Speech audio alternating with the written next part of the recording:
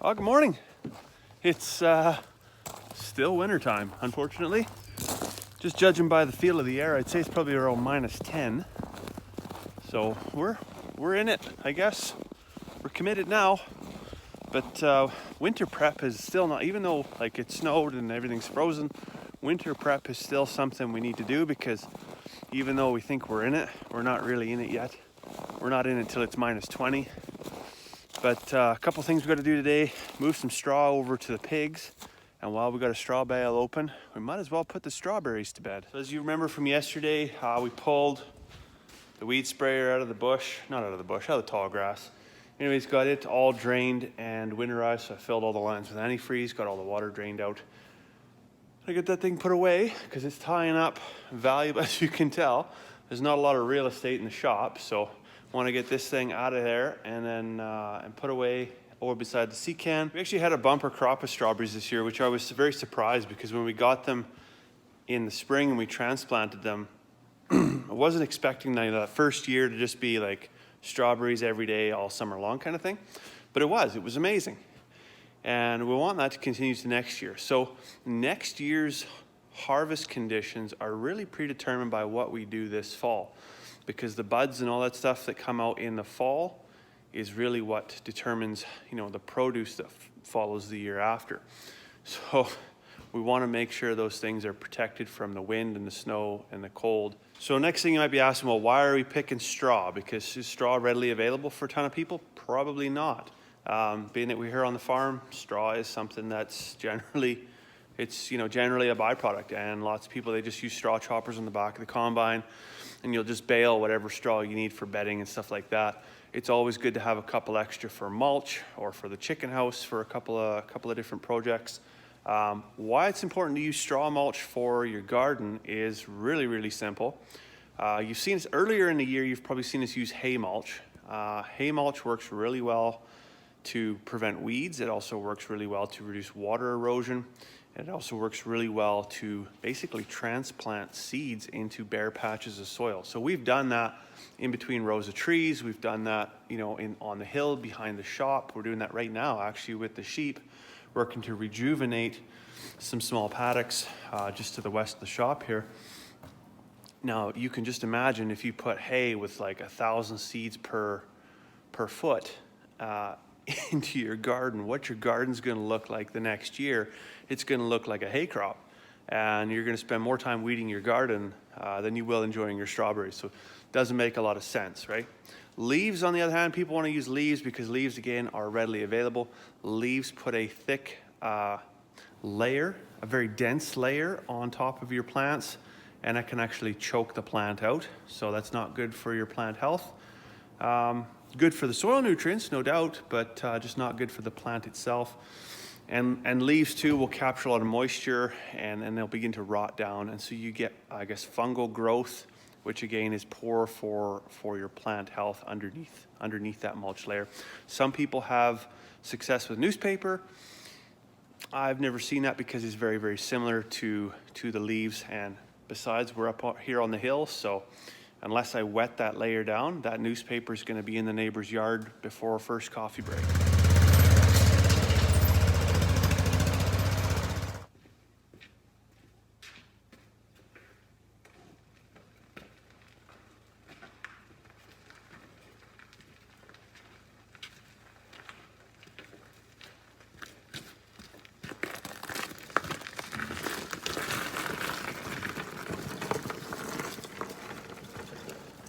All right, quick lesson in economics.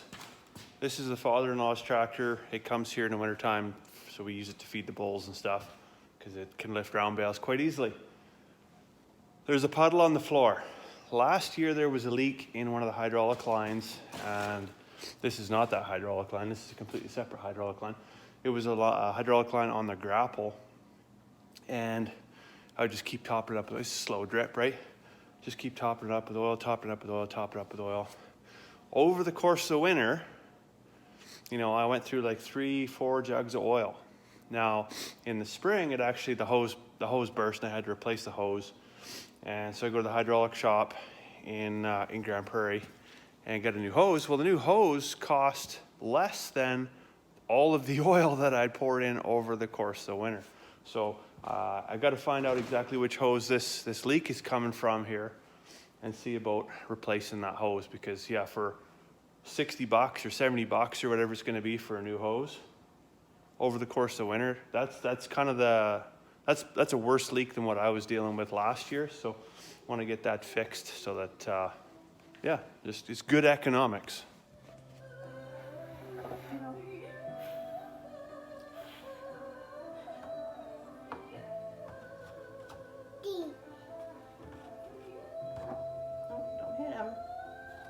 Girl. Here. Count. 1. 1.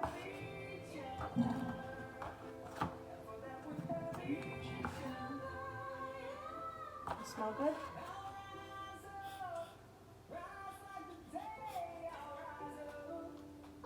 Don't put it right there. Good girl.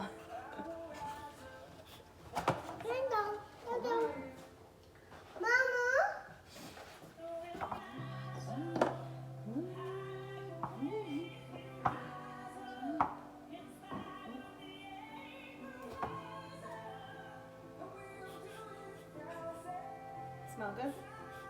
Yeah, it's good. Careful.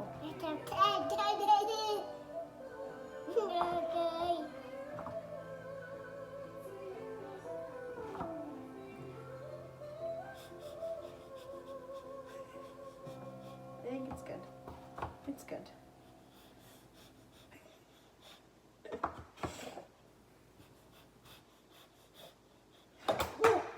Uh-oh, another one broken. That was Mommy's fault. Mine? Yeah, that was Mommy. No, put it in there. Take my away. Right, well, Charlotte and I are down here at the round pen with Richmond and the gang. We've got Cousin Eddie's house on behind. Yeah, it's the mobile chicken coop that we also use as a sheep moving trailer. And we're gonna try a huge first time ever experiment today. We're gonna back up to the gate here and see if these sheep will load themselves with some grain treats, of course.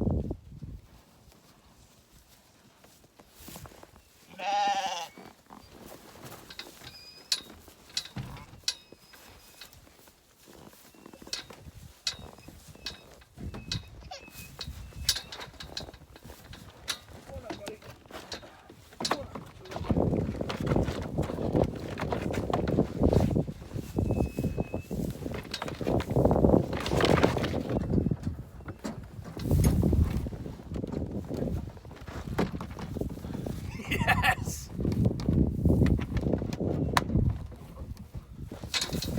I can't believe that worked. Oh, Miko.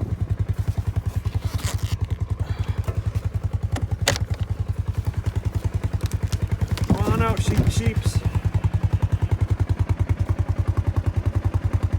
Oh, you like it in there. Come on out, Richmond.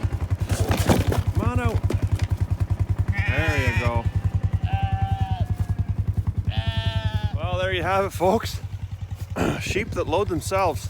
I'd say that's the pinnacle of success. I've peaked. I can't get any better than this. Well, now that we got the lambs all together, I guess we just sit and watch the neighbors' cows come home. It's about the closest thing we're going to get to a parade this year, so we might as well enjoy it.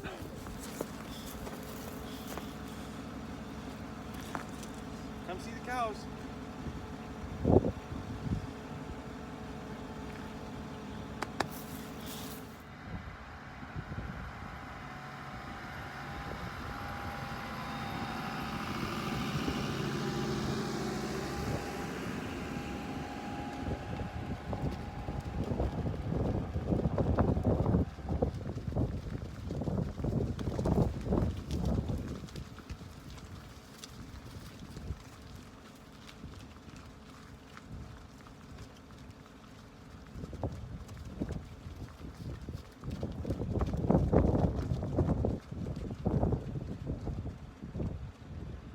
So I know we talked about it first thing this morning, like it was probably one of the very first things we were gonna do, but actually it's now like 5:30 in the evening, and I finally just finished putting mulch, all the straw mulch, on top of the strawberries. We call this, you can see this little fence here, call this the strawberries of Azkaban. It wasn't so that strawberries couldn't get out, it was so the chickens couldn't get in, because chickens just love to raid, not only raid the strawberries, but actually like dig and take dust baths in the beds. So yeah, you can see a good 10-inch thick layer of straw. That's going to keep those strawberries all tucked in nice and warm for the winter. But as I said, it's getting on in the evening here, so Charlotte and I are going to head in and have us some delicious chicken for supper. So we'll let you go for now. Hope you have a fantastic evening. We'll see you tomorrow.